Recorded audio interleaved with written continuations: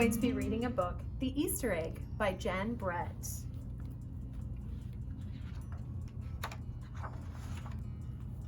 Cheer up, spring is here. Time to start on my first ever Easter egg, Hoppy said. Each year, the bunny who decorated the winning egg got to help the Easter rabbit hide the eggs on Easter morning. Hoppy's very excited that spring has arrived. Let's make an inference. Why do you think Hoppy is so excited? What part of the text helped you make your inference? Pause the video and share your ideas. Hoppy had been dreaming about being that bunny all year long. Now it was time to get started.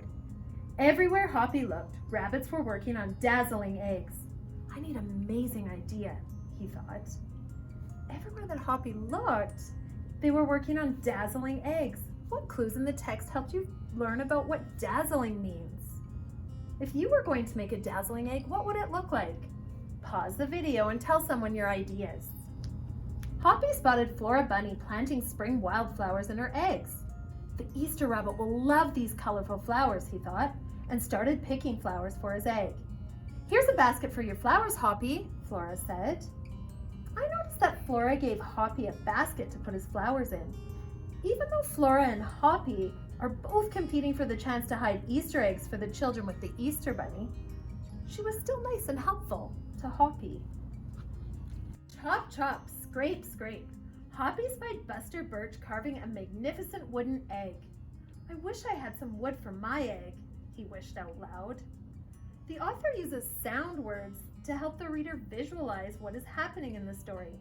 She uses the words chop, chop, scrape, scrape, because these are sounds that you would hear if somebody was carving wood. Here you go, Hoppy, Buster Birch said, and he put a smooth, round piece of wood in Hoppy's basket. Thank you, Buster, Hoppy said. Hoppy was hopping along when the smell of sweetness led him out of the woods and straight to the chocolate egg that Aunt Sassafras was decorating with creamy frosting squiggles and bows. On this page, the author's using smell and taste to help the reader visualize what's happening in the story. The smell of sweetness led Hoppy out of the woods. Think about a time you've smelled sweetness. Share your ideas and pause the video. Hello, Hoppy, she said, and she put some chocolate squares in his basket. Hippity hop, Hoppy exclaimed. I'll make the Easter rabbit a chocolate egg so sweet it will make his whiskers tingle.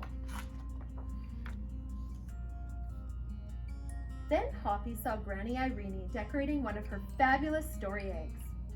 First, she traced a design on the egg with a special tool. Then she dipped the egg in pots of yellow, green, orange, and red dye, adding to the design each time. Hoppy couldn't believe his eyes. I'll never make an egg that beautiful, he told Granny Irene. She smiled. Try, she said, giving him one of her special tools. Hoppy was hopping by Hans van der Rabbit's garden when he spotted an extraordinary egg. Hans was painting a portrait of the Easter rabbit, so real that he looked alive. Fantastic, Hoppy exclaimed. Thank you, Hoppy, Hans said. Why don't you make a painting on your egg? He gave Hoppy pots of paint and a fine brush. As Hoppy bounced along, a loud boing nearly knocked him off his feet. It was a whirling, twirling mechanical egg. Whoa, Hoppy said. That's an unusual egg. Would you like to make one? Roberto asked. Hoppy tried hard, but the harder he tried, the more parts and pieces piled up around him. Thank you, Roberto, he sighed, but I think I better make an egg that is right for me. Hoppy tried to make a mechanical egg, but it did not go well. Make an inference. How do you think Hoppy is feeling now? What in the text helped you make your inference? Pause the video and share your ideas. Hoppy hopped back to the woods and lay down under a tall tree to think. Making a beautiful egg is harder than I imagined, he thought. I guess I don't have to win. I just have to make an egg that I am proud of. Hoppy has started to realize that winning isn't everything.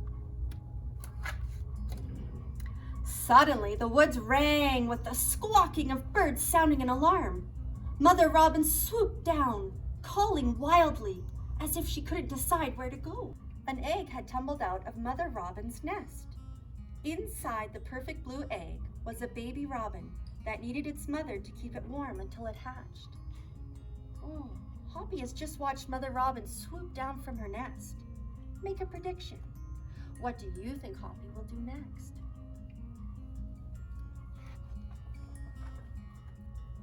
Hoppy knew what he had to do. He sat down carefully and covered the blue egg with his soft, warm fur. "I'll take care of you the best I can," he whispered. Relieved, Mother Robin chirped and settled down on her other 2 eggs. Hoppy has decided to sit on the robin egg. Make an inference. How do you think Mother Robin is feeling right now? Share your idea with someone. Hoppy never left the robin's egg. If it was sunny and warm, he carefully turned the egg in the nest of moss. If it was rainy and cold, he kept the egg covered and dry. At night, wild animals passed by.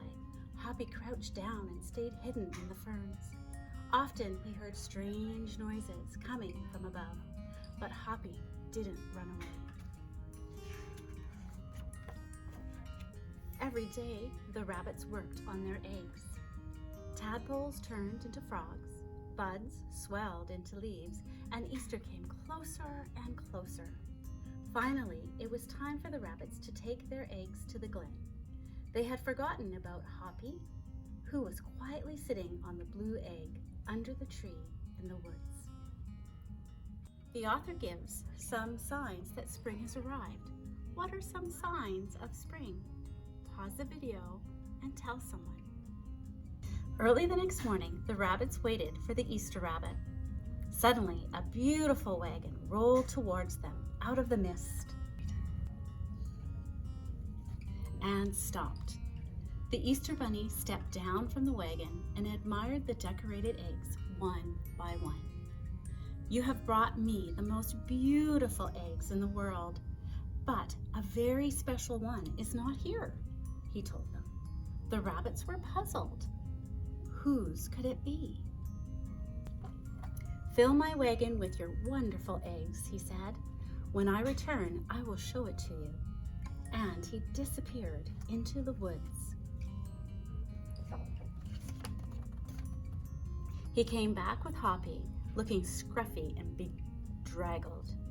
"Hoppy has an amazing egg to be proud of," the Easter bunny told them. "He has kept Mother Robin's egg warm and safe until her baby bird hatched, and she could take care of it." The Easter bunny placed the empty blue shell in the place of honor atop the wagon. Now they were ready to go. The Easter bunny has chosen Hoppy's egg as the best of the year. Make an inference. Why do you think the Easter bunny has chosen Hoppy's egg? Pause the video and talk.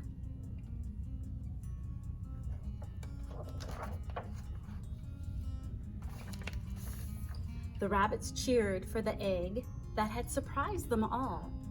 "It's our best Easter ever, Hoppy," they shouted. Then the brave little bunny and the Easter bunny rode off together to hide the eggs for the girls and boys to find on Easter morning. And that's the story of the Easter egg by Jan Brett.